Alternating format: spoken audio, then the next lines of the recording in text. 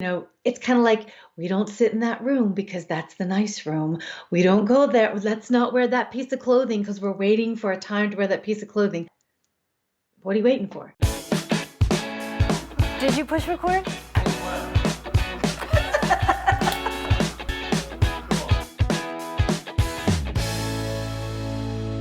Thanks so much for tuning into our second act with Paige and Silka. For your second act of life. Hey, Silka. Hi, Paige. Paige, today we want to return to really focusing on living your life to the fullest after 50 and what that means. And, we discussed that in our pre-pro meeting a little bit, and you brought up an interesting point in that at this time in life, we get so many messages, so much bombardment with being prepared for the future and the fear that instills that you may not be prepared, that we miss out on actually living our life right now. Talk to me about that. Yes, you said that beautifully, Silka. Yeah, so I was out for a walk one day and I was thinking about all the things that my financial advisor said for me to do, and then my bookkeeper, and then my accountant, and then this, and then that. And because of the field that I'm in, I see people getting sick all the time, cancers, this happening, losing jobs. So there's a bombardment that goes on in the world of fear, not enough. Oh my gosh, you're going to get sick. You're going to lose your job. You're going to get cancer. You're going to have to be in a nursing home. There's not going to be anybody there to take care of you. And we're going to need money, money, money, money, money for all of this. And it gets so overwhelming that you think, wait a minute, if I'm constantly in prepare mode for absolutely everything in the future that I don't even know what's really going to happen, how the hell can I be in enjoyment mode of what's going on in my life right now and experiencing everything that's going on right now and actually not being stressed or anxious or fearful of life right now? Yeah, exactly. Exactly. And we understand that yes, there is you need to be prepared, and you do have to have Yeah, retirement. We're not saying that's not what we're saying. We're right. saying especially at this point in our lives, we can be overwhelmed by Ah, it. Yeah. And it's something that I absolutely refuse to succumb to. Especially with what I'm doing, as you know, and most people that know me, I've taken quite a bit of a role on this second act thing. Wanting to get this channel up and running, and I refuse to live in fear that may not work out. My parents were incredibly conservative, and I saw the choices they make or didn't make when they could have lived and what they left.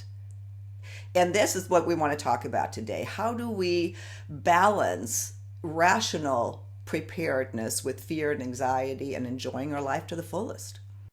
yeah. So the biggest thing that you just said that occurs is you have to have money for retirement. You have to have money for potential medical expenses. You have to have money for X, Y, and Z. Some people our age still have kids in college and they're trying to help them with college, or they have an ailing parent that now their parents moving in with the home with them and they have that expense, or they're helping to pay, nursing care expenses, whatever it is.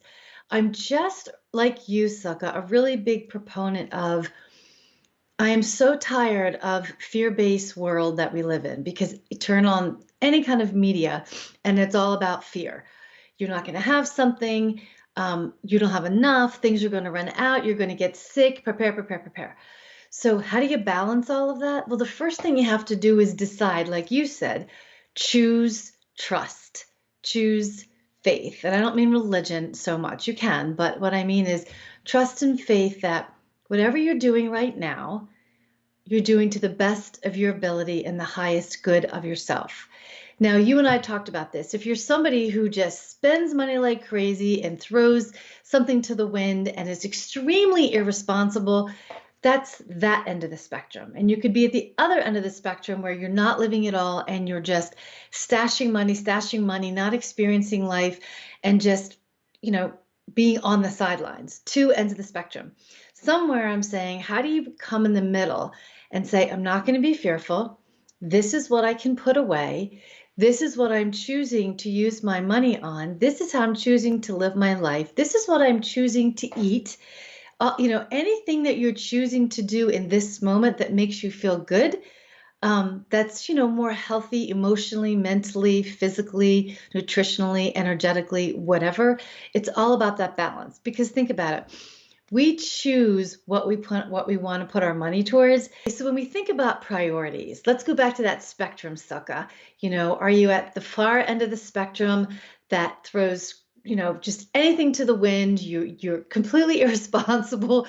You're like, I'll figure it out later, and I'm going to spend, and I'm going to eat, not take care of myself, blah, blah, blah. Or are you the complete other end of the spectrum where you hoard everything and you're so afraid to live life that you're stashing everything away, including maybe using a car that you just bought?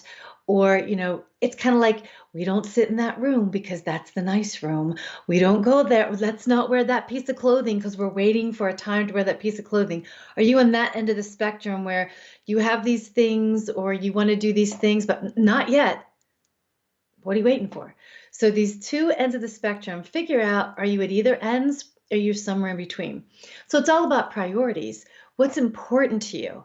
What is really important to you in your life? I know that for me, my wellness and my health is really important to me. Like I have my integrative team to keep my body going, and I take care of myself because I do want to be healthy so I can enjoy my life. And I love to travel.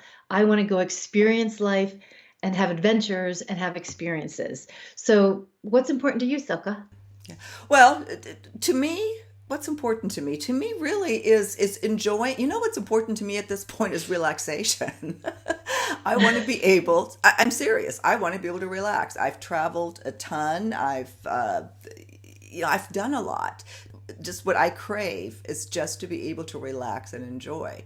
And I don't know if that makes sense or not. I Yeah, again, because when you reach our age, sometimes it's like you've been playing the rat race for such a long time that you don't want to slam everything into your schedule with work and you'd like more space in between things. Because I feel the same way with that as well, too. But then that goes back to the whole thing of, oh my gosh, how much money do I need to retire? It's that hamster wheel, hamster wheel. yeah, I definitely always feel like no, I should be doing something to make more money or make sure that I can carry this on because I really enjoy what I do. What keeps coming up for me again and why I think this topic is so important is like my aunt and with my parents, of course, my whole family, they're the war generation, World War II. They lost Right, everything and rebuilt everything. So I get that a lot of that we bring to the table and right. are ultra conservative, and I understand that.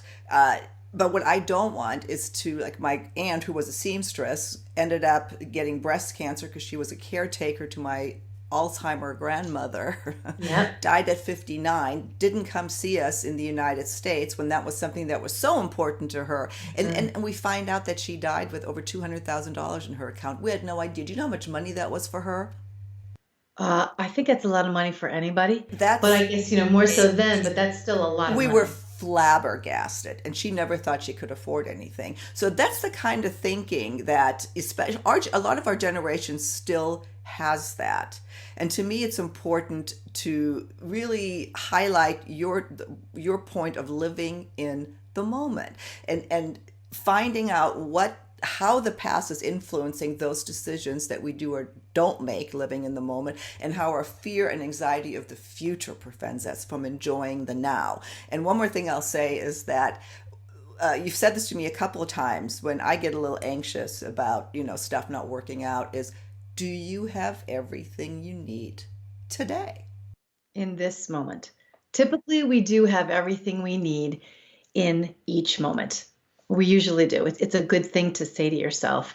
But going back to what you said about the fear, it's really hard when we live in a world where it's completely fear-based, or if you're meeting with your financial consultant. Because I know you and I talk about, yeah, we just met with our financial consultant, and I finally had to say to mine, stop. That if I were to take all the money you want me to take and put it everywhere, I would not be living my life, and I choose not to do that. There's a balance of being responsible and doing what I need to do and trusting that somehow things are going to take care of themselves as we're being responsible, as we're enjoying life, to whatever our priorities are. So we just kind of wanted to say, hey, if you're like us, like many people, we're feeling that anxiety. We're feeling that fear of, because before 50, your 20s, 30s, sometimes your 40s, You don't think about that as much. It's not in your face as much as it's in your face at our age. Yeah, you're absolutely right, and that's the purpose sort of the segment, is give yourself Yeah. permission to take a deep breath and actually enjoy your life. Yeah. Because it does get overwhelming. And once again, you're not alone. Paige, any last thoughts? No, just choose. Choose, choose, choose. Choose to be living life, not on the sidelines. Choose to be trusting, not living in fear. Choose what you want for your life today, and don't choose fear. And on that note, we'll see you next time on Our Second Act with Paige and Silka. For your second act of life.